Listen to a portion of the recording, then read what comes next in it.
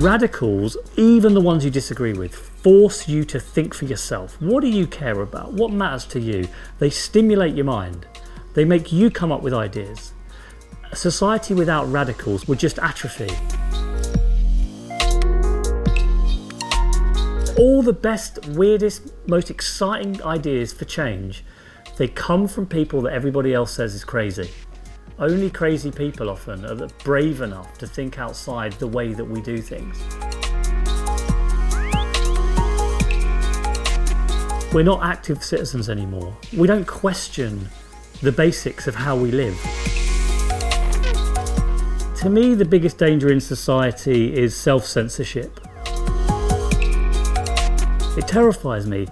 It's not that people are going to be sent to prison for saying the wrong thing. It's that nobody dares speak out. Nobody dares speak the truth. We'd all just forever be thinking the same thoughts. We need the stimulation. Well, even if we disagree with those people, they stimulate us.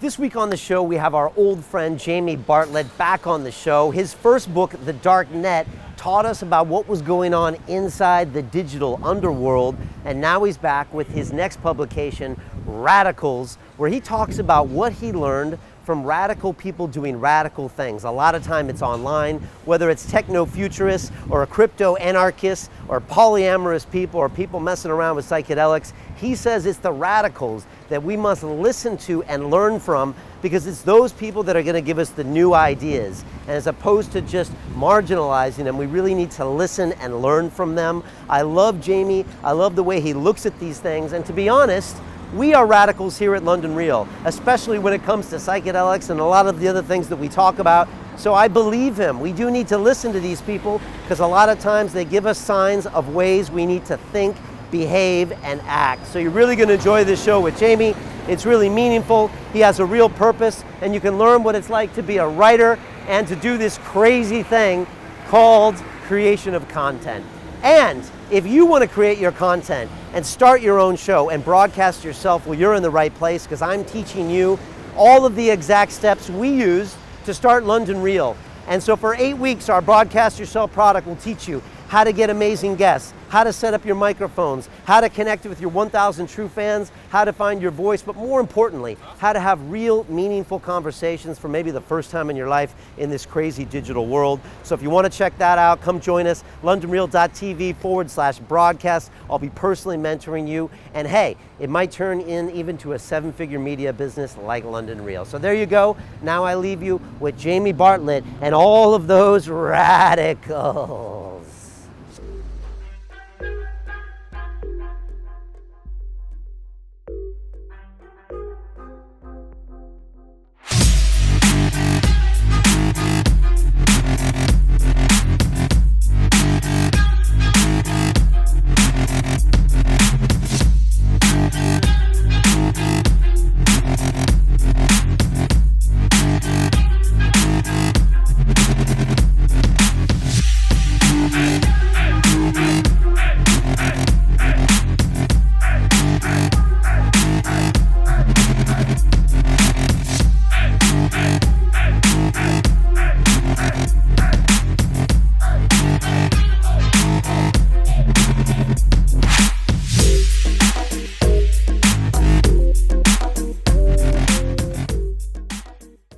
This is London Real. I am Brian Rose. My guest today is Jamie Bartlett, the journalist, author, and television presenter whose last book, The Dark Net, Inside the Digital Underworld, introduced us to the disturbing corners of the encrypted web. Here you became friends with trolls, hackers, drug dealers, pornographers, political extremists, crypto-anarchists and vigilantes. Your new book, Radicals, takes us into the minds of the people who dare to be different, the innovators, disruptors, idealists, and extremists whose secretive and influential movements include techno-futurists questing for immortality, far-right groups looking to close borders, militant environmentalists, autonomous cooperatives, and psychedelic pioneers, much like us. Jamie, welcome to London Real. Great to be here. Great to be here.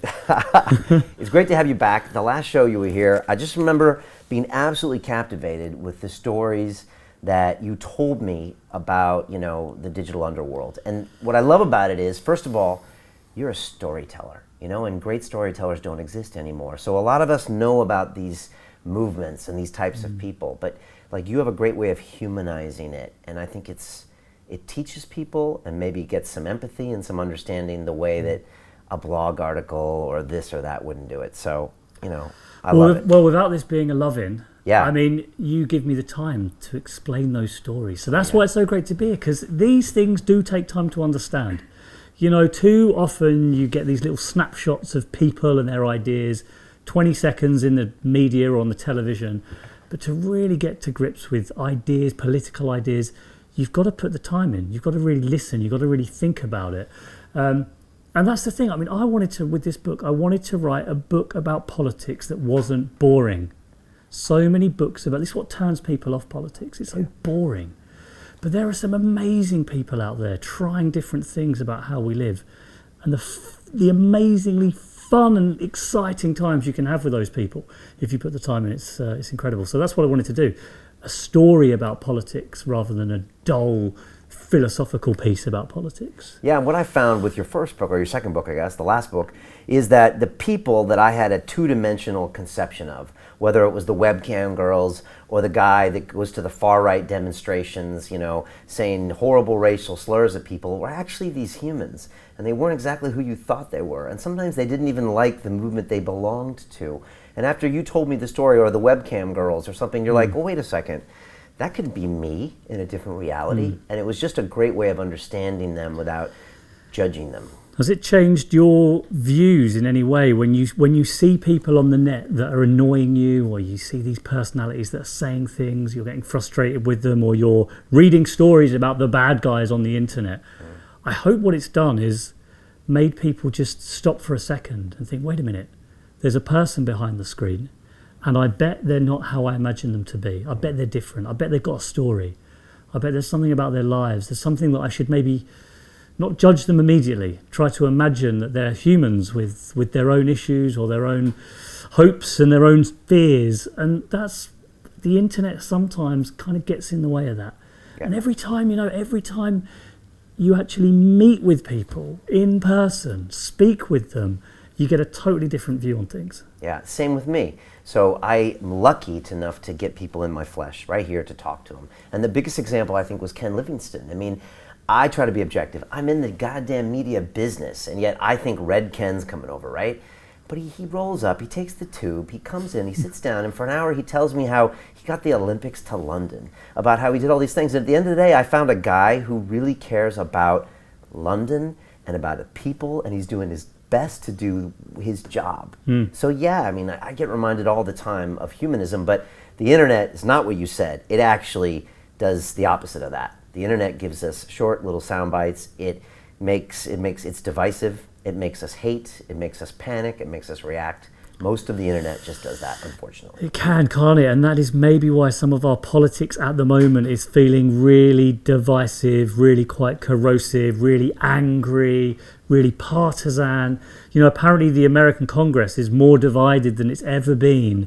And partly that is because that's the way the internet pushes us apart. The antidote to that is going to be face-to-face. It's going to be getting out there on the streets, meeting people, spending time with them.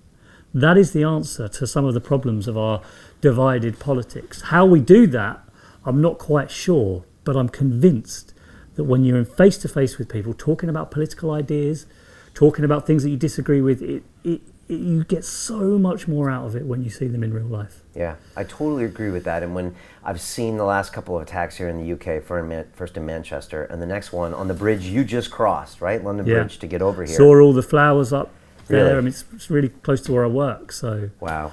You know, when I see that, and probably because I'm in the media business and I get to talk to people in the flesh every week, my first reaction is we need to reach out to these people that did these bad things, and we need to try to have some dialogue or find out why there's this hate that causes this thing to happen. But when I say that, everyone's like, what are you talking about? We got to get him, we got to kill him, we got to do insecurity, we got to blah, blah, blah.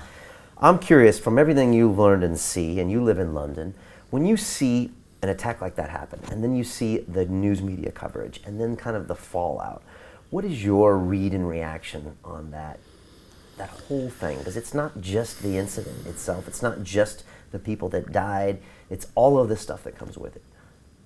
God, it's such a big question, that one, Brian. Yeah. I mean, it's your first reaction, obviously, as a Londoner, is you're angry and you're upset and you're frustrated, and you just and there's this sort of quite strange social media reaction now that everyone takes part in, where it starts off with lots of immediate speculation: who's done it, where are they, is there more, what's happening, and it's frantic, and you're addicted to it, and it's a horrible thing. But terrible things happening, especially terrorism, excites people, and they spend a lot of time online addicted to it, tweeting about it, trying to get shares and mentions and retweets from this awful tragedy. And that's part of the game at the moment, is that, you know, everything is about shares and content. And even with a terrorist attack, there are people that are playing the same game, and I'm part of that too. You know, and it's horror, and I feel terrible about it sometimes, but I'm thinking, writing articles about this, and, you know, what's the angle?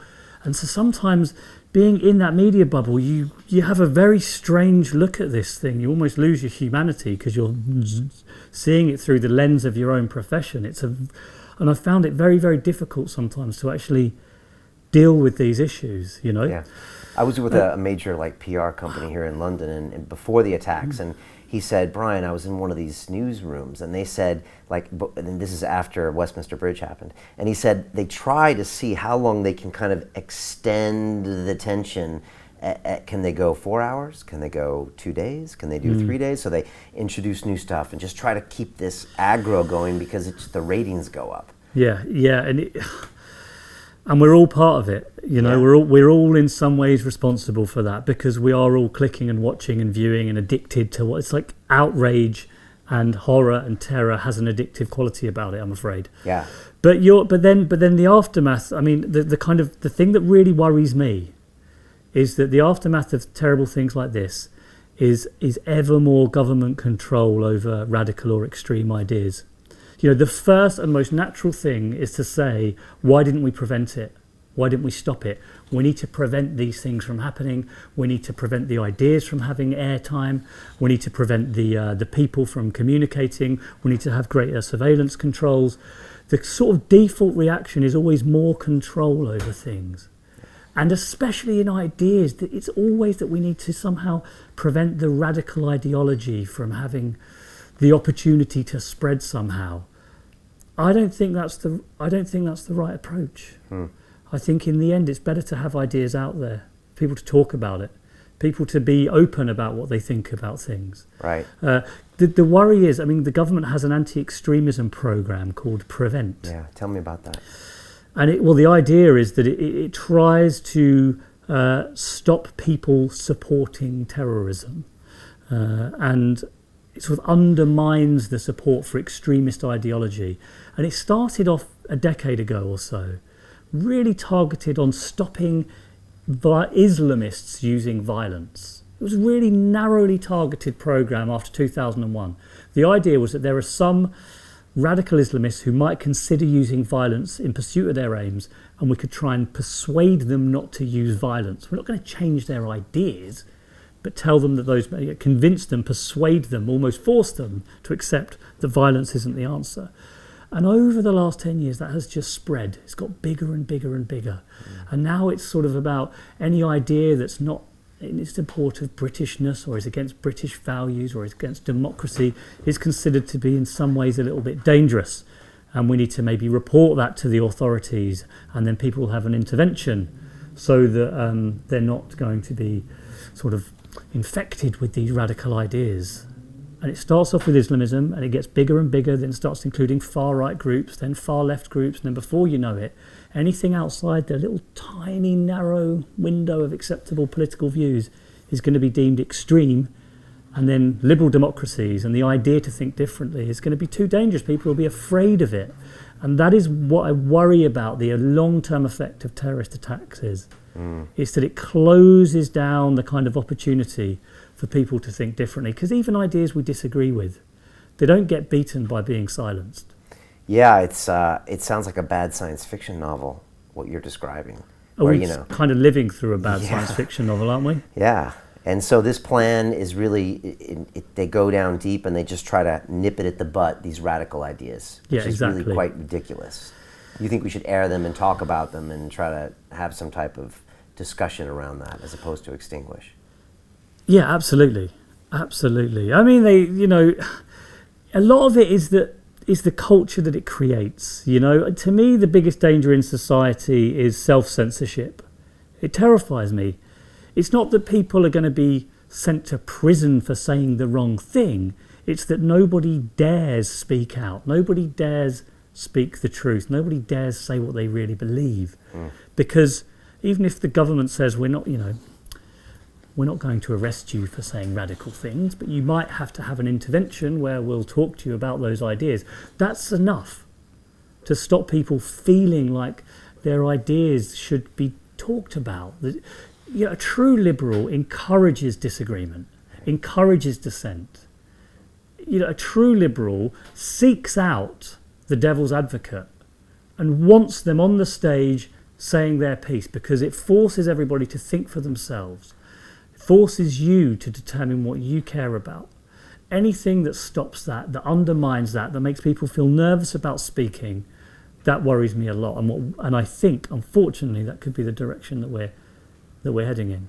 The crazy thing about this attack on the bridge, and I read an article about it, and it was in the New York Times, and I think it said that after 9/11, and I was there for that, they were saying that we're worried about the next attack, which will be a dirty bomb. Someone's going to get some atomic device and blow it up, and radioactive material is going to go everywhere, and that's how they're going to hurt us. And they observed that the latest attack was done with a rental car and 4 kitchen knives, or whatever type of knives. And it got similar effect because it freaked everybody out. And then, like what you said, now the governments kind of oppress and make the population more anxious right on the back of it. So they got a win there, right? And in a way, we kind of helped them get that win. Yes, exactly. And the truth of the matter is, when it comes to terrorist attacks, it is remarkably easy to spread fear and panic. I mean, like you say, you can rent a car, take some kitchen knives, and the minute that is a terrorist attack, it's front page news the world over. And there's debates about whether the government needs more surveillance powers and all the rest of it. It is so easy. I mean, in some ways, I'm always surprised there's not more of it. In a strange way, the fact that some of the recent terrorist attacks, the Manchester bomb not including that, but that many of the recent attacks have been relatively simple, not sophisticated at all, is a mark of success of the intelligence agencies because they've stopped them doing a lot of these really, really spectacular things.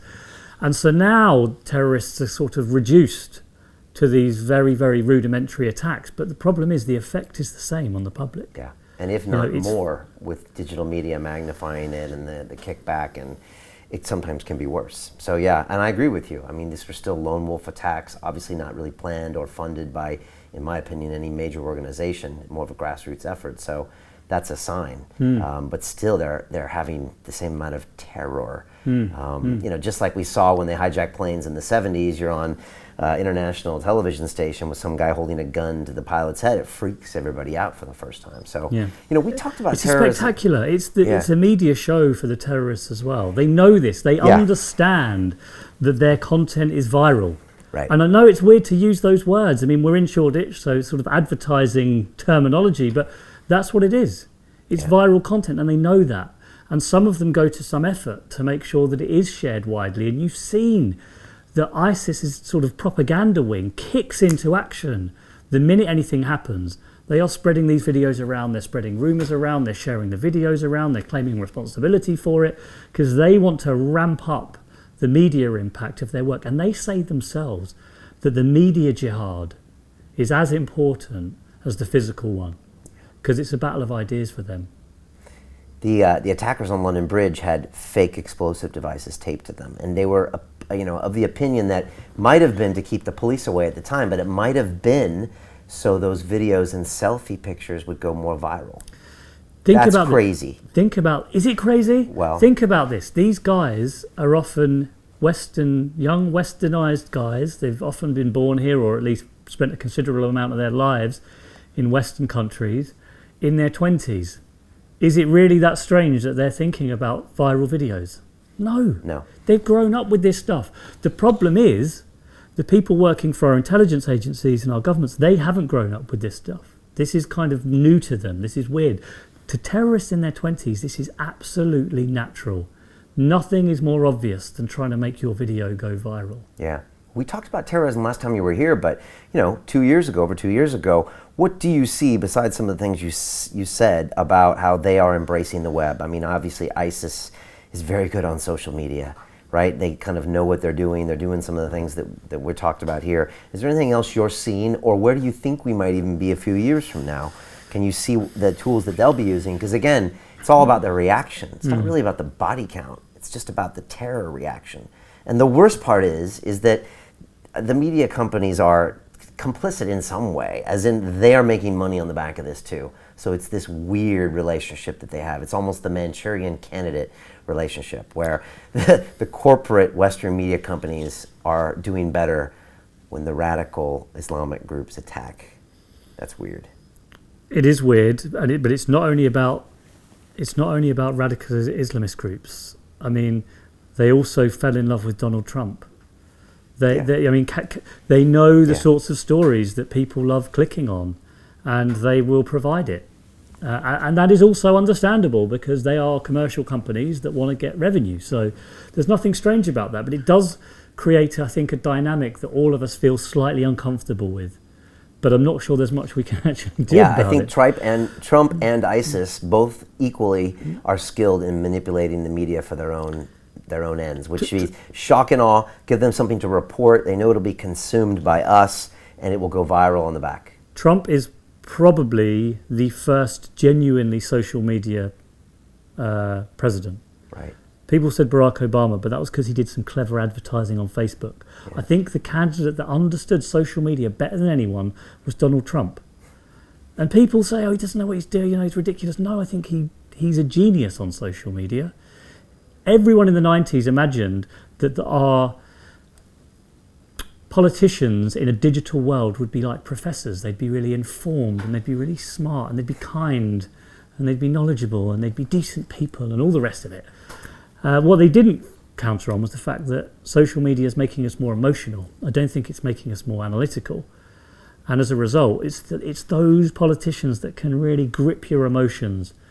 Outrageous, exciting, simplistic, whatever. They're the ones that are going to win on social media. People like Donald Trump, but also people like ISIS. And the things that I noticed with this group, I mean, it's inevitable to me that they are going to keep picking up on whatever latest technology is out there. We've learned now they're no slouches when it comes to tech. They know what they're doing. So what does that mean?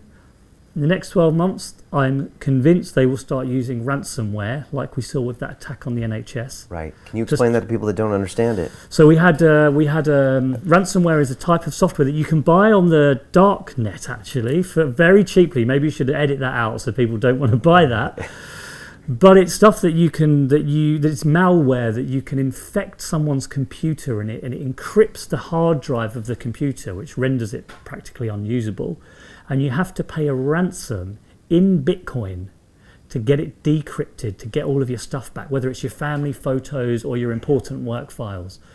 And if you don't pay the ransom, they throw away the key and your stuff's lost forever.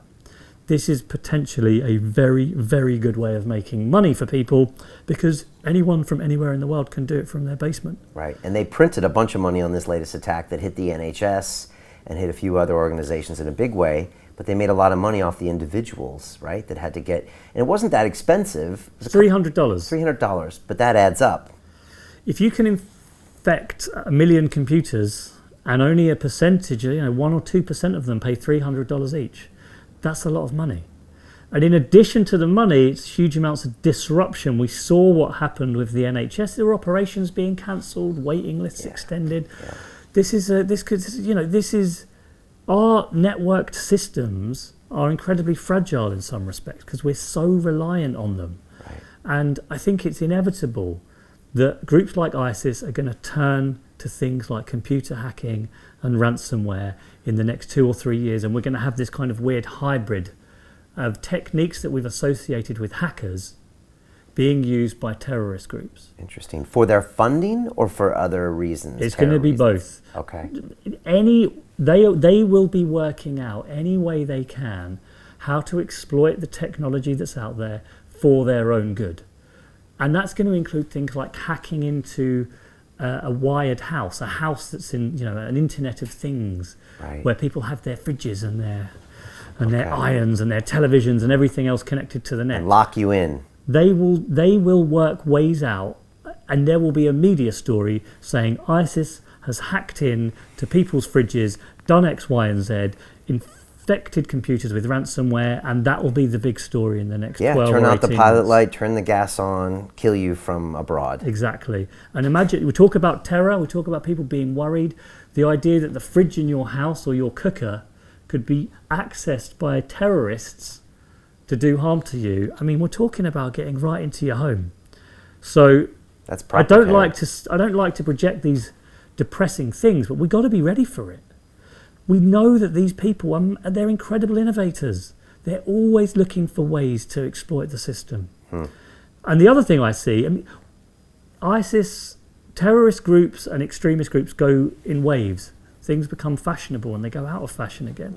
And I'm not convinced that radical Islamist terrorism is going to be around forever. I think we're going to see, given what's going on at the moment and given the challenges that society faces, I think we're going to see a lot of different types of radical and extremist movements out there. Yeah. Ones that we can't even imagine, maybe, that are going to start getting bigger and bigger. Okay. All right. We've already seen this incident in the States where some guy, like an anti-Trump guy, shot a congressman, and there's this whole movement. So, yeah, we always associate it with these other people, but of course it could come from, people in our own country. Well, absolutely. And we're talking about politics at the moment becoming very polarized, and people getting more and more angry and radicalized and frustrated. And the more that happens, the more there's a sort of group of people from within which some might decide to take it that extra step, like this guy who's apparently a Bernie Sanders supporter. But I think that there's going to be things like, I believe that in the next 10 years we're going to see a serious upswing in potentially violent or definitely militant environmentalism. People will determine that the environmental problems that we face are so bad, so severe, and the costs are so great to civilization that violence is the only answer to try to deal with that. That's interesting. Industrial sabotage. These are going to be the movements of the future. We always think that the problems we face now, or the radical movements we face now, are going to be the ones that we'll always be worried about. But in the 70s, it was left-wing terror. Things change quickly, and the threats of today will not be the same threats as tomorrow. What did you see when it came to militant environmentalists, which most people probably won't even know what you're talking about? And it's interesting you said that, because we just had a moving conversation in Hampstead Heath with a guy named Dennis McKenna, and it was the same day that Trump took us out of the Paris Accord, and he's big into plant intelligence, and he's like, Brian, we got 50 years before this is irreversible with the way we're killing the planet, and we need the plants for our own intelligence to get us back on track. You could see some of his supporters saying, time to get militant, right? And are these the kind of things you're talking about? It's exactly what I'm talking about. About. There are movements. Greenpeace used to do little boats in front of other big boats, but you're talking next level. I'm talking next level. I mean, that stuff. Greenpeace are going to still be doing their stuff. That'll be civil disobedience. That will be what you might consider to be legitimate types of non-violent activism that will be disruptive. And I'm sure there's going to be a lot more industrial sabotage. So there'll be people messing around with the grid, with power lines, doing anything really to keep fossil fuels in the ground. I mean, in my book, I spent a lot of time with direct action environmentalists who we went and shut down a mine. chaining yourself to machinery, stopping the diggers from digging the coal out of the ground, because their argument is Greenpeace and the like have had 20 years to try and do something, and nothing's changing. We're still digging up, we're still destroying the earth, and we don't have time left. And I think there's going to be a growing number of people who are just going to conclude that all this talk, even the Paris climate deal that we agreed, all the nice little things that we're doing to improve sustainability and green energy, and it's not enough. And at some point, groups of people are going to say, we are going to have to actually start doing things outside the law, whatever that's going to take. I mean, to them it will be a question of morals. They'll say the ends justify the means, and there's a group called, you may have heard of them, they were the Earth Liberation Front, ELF they were called, and they're people that say essentially they are an outlawed group in several countries, and I think in the US they're actually a prescribed terrorist group. Okay.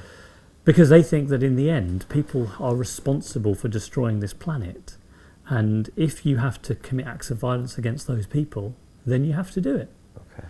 And actually democracy, much as we love it, might not be the right and best approach to dealing with something like climate change. It doesn't work. It's not going to work to save the planet. And they'll decide that actually whatever it takes is going to be worth the cost. There's a group already, and they're called it's called the Deep, I've forgotten the term, I've forgotten the exact word for it now. Deep Green Movement, I think it's called. Okay. And there's a book about this, and it really is, it advocates industrial espionage, in some cases even violence against people, to save the earth. And as things get worse, and as the water levels rise, and the temperature goes up, and crops start failing, and millions of people start moving across the globe searching for food and water, more and more people, I think, are going to conclude that they're going to have to hit the streets and do something about it. It's interesting because it was always the classic opposition of Martin Luther King and Malcolm X. Martin Luther King was turn the other cheek, let's do the marches, let's look at what Jesus did. And Malcolm X, his classic line, by any means necessary. Yeah. Right? It's my job to get it done.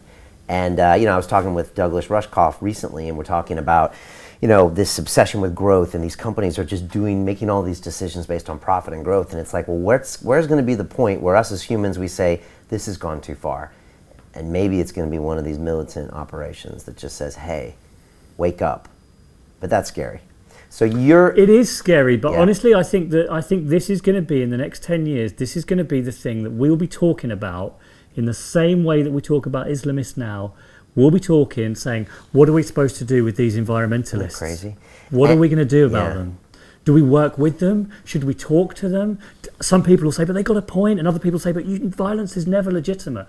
We'll be having the same discussions, but it will be a different set of ideas behind it. What's interesting about that is that I'm not religious, I'm not Muslim, and so I would probably never be around someone that might be a Muslim extremist, but I could easily be in the same walks of life with an environmental extremist, and they could walk through and say, I know this guy and he just blew up this grid, and I'd be like, well, it's not cool to blow shit up, but I just left 100 pounds on that desk, and if it goes missing and it goes to him, then it's better than Trump doing his nonsense. So it starts to get a little gray. There's going to be a lot of grey area in this, because there's going to be a lot of people that agree totally with the aims but not agree with the methods. And those people are going to be torn, and they're not going to be sure what to do. And there's going to be a lot of people, and the police will probably try to infiltrate some of the environmentalist movements that are peaceful, to try to spot if there are maybe some violent ones within it. Okay. The same thing that we had with the IRA. The idea that the IRA had to move within communities of people that may not have been the men of violence, but supported them and helped them. And the police are going to have to think, well, we've got the same thing with these violent environmentalists, and we need to look at the non-violent environmentalists, try and potentially work with them or infiltrate those groups. It's going to be the same stuff. I don't have an answer for this. This is going to be a really difficult question for people to grapple with, actually. Right. And I think there's, particularly democracy, whether democracy is actually not going to work for this problem, and what do we do about that? These are big issues, man. These are really big issues. And they're coming fast. Right. So your job is to get us to talk about this stuff now, to start a dialogue, to start listening before it gets to this point where it's too late. Exactly. And I love it. Before we jump into some of these other fascinating issues, and you always find some of the most interesting, sorry, I won't say craziest, radical. Sometimes it's the crazy people that have all the best ideas. You know that. I do know that. People calling that me crazy. To, yeah. Oh, yeah. People I speak to. Yeah. Exactly. Yeah. They're all the best, weirdest, most exciting ideas for change. They come from people that everybody else says is crazy. Only crazy people often are brave enough to think outside the way that we do things. Well, 6 years ago, London Real started with these long-form conversations that people said we were crazy to stick them on YouTube because no one wants to listen to you for an hour. And our tagline was putting the BBC out of business. And that was a joke because you can't put them out of business because they'll just tax They're not in you. business. Exactly. Well, they are, but that's another story. And so, some thought that was a little radical, but I'd like to think we're making some change here by engaging people. But a quote from your book, George Bernard Shaw, at the very beginning, you said, "The reasonable man adapts himself to the world. The unreasonable one persists in trying to adapt the world to himself. Therefore, all progress depends on the unreasonable man." George Bernard Shaw, why did you put that in the beginning of this book? Well, it summed it up. It actually came at the end, after all the book had been written. And I'm thinking with my editor, how do we try and encapsulate this? And usually there's some brilliant older writer from times past who says it better than you ever could. And it's really quite logical actually when you think about it.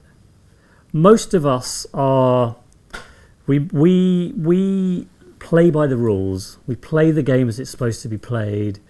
We are somehow part of the system and we don't really ever think too much about it. Therefore, we are never the ones, the mainstream, the ordinaries. We're never the ones that change things. We're always the ones that keep the thing going. Any big change comes from people who reject the system and come up with something different, something new, outsiders. People who refuse to accept the way that it is and want to change it. And by definition, they are people that all us ordinaries will think are crazy. So progress has to depend on crazy people. Has to depend on the outsiders. Otherwise, everything atrophies because we all just think the same. That is the great power of these people in this book. And anywhere else in the world, the people that dare to be different. They, in the end, are the ones that are going to change the world. So we should nurture them and listen to them. We should listen to them. Okay. Sometimes even the terrorists. Sometimes I couldn't tell you how much I disagree with some of the people in this book. But even the ones that I disagree with, even the people that I think are completely wrong, their great value is to force me to think for myself. The great problem in modern liberal democracies is that there is a narrower and narrower set of ideas that everybody has to sign up to and agree with. And we're complacent about it all. We don't even think we don't even dare to think of anything outside the things that we're used to. We're not active citizens anymore. We don't question the basics of how we live. All of this outside, how the world works, we just accept it all. Radicals, even the ones you disagree with, force you to think for yourself. What do you care about? What matters to you? They stimulate your mind. They make you come up with ideas. A society without radicals pushing at the fringes with their crazy ideas would just atrophy. We'd all just forever be thinking the same thoughts. We need the stimulation.